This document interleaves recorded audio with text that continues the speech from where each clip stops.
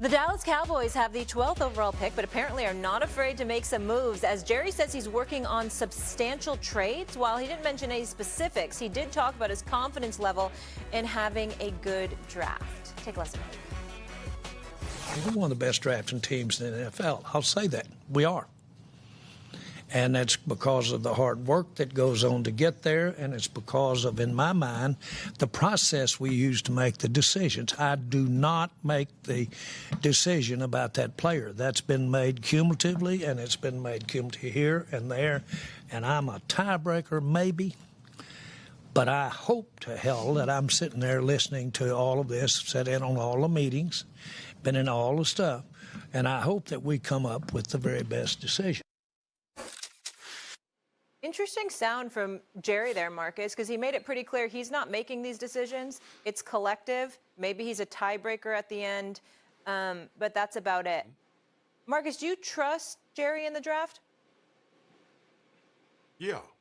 Nothing about Dallas history drafting players has told me anything different.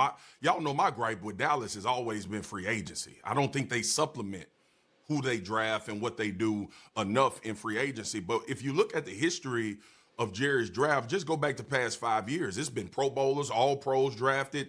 It was unfortunate. He drafted a center that I thought was on his way to being one of the best in the league in Travis Frederick. You look at Jake Ferguson, who turned into a really good tight end for them. We don't even have to talk about Micah Parsons. Deron Bland was up for Player of the Year. CeeDee Lamb, one of the top receivers in the league. Trayvon Diggs, one of the top cornerbacks in the league. I can go on and on. Tyler Smith, young guy that everybody had some issues with, but has started to play lights out, is going to be very good. So it's been a successful draft process for them. DeMarion Overshown was becoming a superstar. Dan and I and RC and Mina talked about him weekly in the plays that he was making before he unfortunately got hurt. So they found guys in early rounds and they found guys in the first round, obviously, and have made some trades. They traded up. Remember, guys, they traded up to get Dez Bryant years ago. Dez turned into a elite, phenomenal receiver for the Dallas Cowboys for a number of years. The draft hasn't been the problem for the Cowboys. It's been free agency. You're right. But the question is not about the Cowboys' draft history. It's whether or not you have confidence in Jerry Jones to do the right thing in the draft right now. And when you ask me about Stephen, what the hell you just think I explained for the last 5 minutes? If you will allow yes. me, 5 minutes? Watch your tone. 5 minutes? Don't watch your tone. Right? You're talking to me. What I'm getting to is this. I have concerns about Jerry Jones and slippage. I'm not apologizing for that. I think that when you consider what he's done in free agency, well, that compromises all the good work you've done in the draft. Why would you do that? Mm-hmm. Why would you wait to pay Dak Prescott? Why would you wait to pay CeeDee Lamb? Why would you let a guy, Rico Dowdle, runs for over 1,000 yards for you? You let him get away to the Carolina Panthers, what, for $3 million extra dollars? You're sitting up there, you could have taken care of Micah Parsons. His stock is only elevating when you see Crosby and others and Myles Garrett and the kind of deals that they have. Well, what you going to give Micah Parsons and his market value? I understand to y'all, and to me, even to a short degree, that doesn't have directly much to do with the draft. My problem is those decisions are so flagrantly conflicting to your success as a franchise.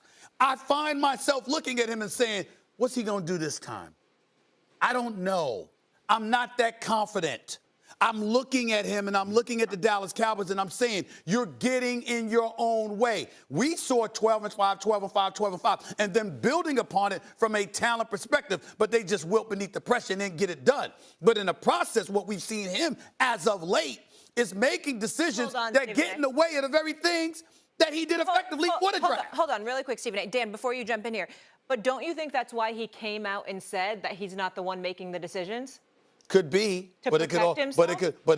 But some would say it could be a smokescreen because at the end of the day, who's Jerry gonna let make the decisions other than himself? I mean, Marcus can speak to it a little bit better than me, but a lot of people rave about William Clay, who's been down there for a long time when it comes to player evaluation and decision making. Okay. I would say this about the Cowboys draft tonight. If Ted McMillan, who's the wide receiver from University of Arizona, if he's there and they don't take him, big mistake. That would now he may not be there, but that would be the big mistake because here's the thing: while the Cowboys have drafted well, honestly, I think they've become a little bit too about substance and not enough flash. Marcus, I'll ask you this: you live down there, Cowboys fans. I'll ask you guys, Stephen A. Molly.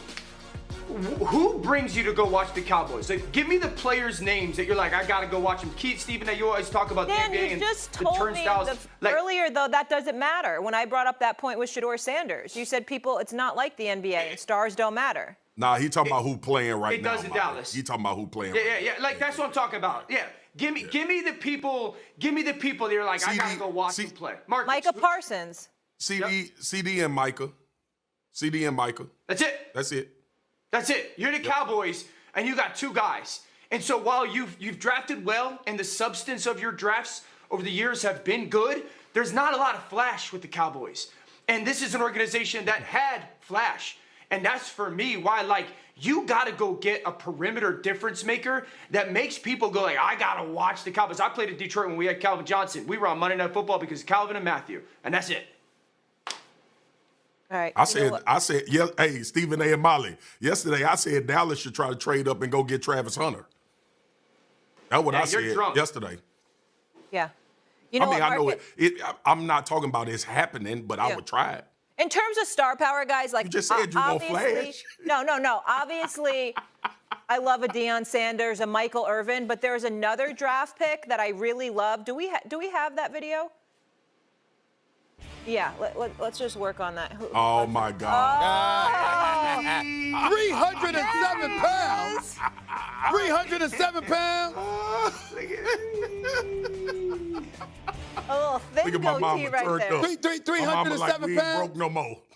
All right. Hey, 307, Stephen A. 307. Marcus, can you give us that side profile that we saw, that still picture when they give us that still picture? Yeah. Give me the side profile real fast. That's right. The Mac Daddy. There he is. Yeah. There he is. I want to see it now. I want to see that side profile right now. Present day Marcus. Give me the side profile. There it is. I see the eye. I see the eye. All business. That's fly right there. I gotta admit that's big sexy right there. I gotta give it to you. But I mean, ranked 2004 All-American. You know what I'm saying? At 307 pounds. Go ahead, bro. I ain't mad at you. There we go. All business. All right, we're going to take a quick break from the NFL draft. Xin chào các mọi người đã quay trở lại với kênh của mình. Hôm nay mình sẽ hướng dẫn các bạn làm vòng bằng hạt nhựa và dây xỏ. Bây giờ mình sẽ bắt đầu làm nha.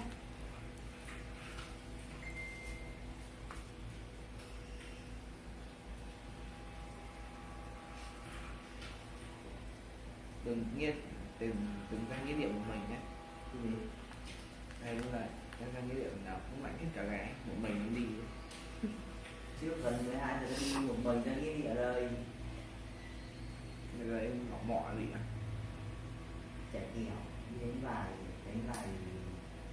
chơi